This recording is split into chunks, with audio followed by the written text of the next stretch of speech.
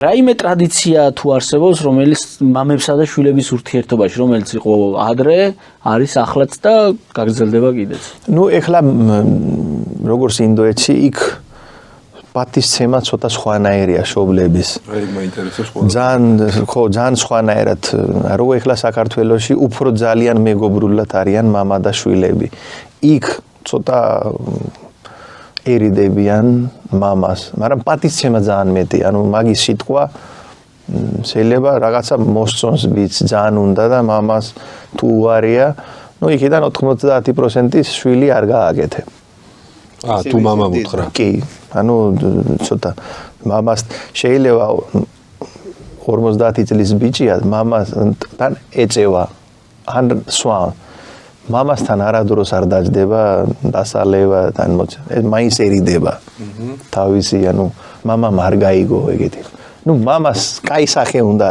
კონდე მამას შვილი რო ჩემი შვილი კარგი ისე უთლება იქ სიმკაცრე იცი რა სიმკაცრეა კი მამა კაცრია ინდოელი კაცი თავის შვილებთან კაცრია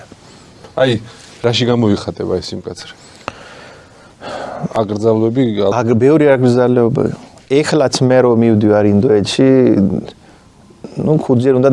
დამერეკა მამა სადა ხარ რომელ საძემო ეს უნდა იცოდე მამამ როდის მოვა ან დედამ მაინც აქ ეგეთი არ არის ბიჭი 20 წლის ახლა რა უნდა მაგას კითხვა რომელზე მოხვალეს აქ ცოტა ნაკლებად ყურადღება მიაქვს იქ გამეა სადა ხარ აქაური კულტურაც ნახეთ ინდოეთს კარგად იცნობთ აი რას გადმოიტანდით ინდოეთიდან აქ და რას გადაიტანდით ინდოეთიდან საქართველოსთან ინდოეთში არაფერი გადმოტანა არ ჭირდება იმიტომ საქართველოსაც ტრადიციული ქვეყანა ის მე მგონი იქიდან უკვე ბოლო ქვეყანა სადაც არსებობს ეს მამა შვილი ბიძაშვილი დედაშვილი ამის მერე იქით ევროპაში უკვე მორჩება ეს ყველაფერი აღარ არის მე მინახია ევროპაც საქართველოს ის ადგილზეა აქეთ სხვა კულტურა იქით მაგათ სხვა კულტურა და საქართველამდე კი არის ეს ოჯახი მაგი პატისცემა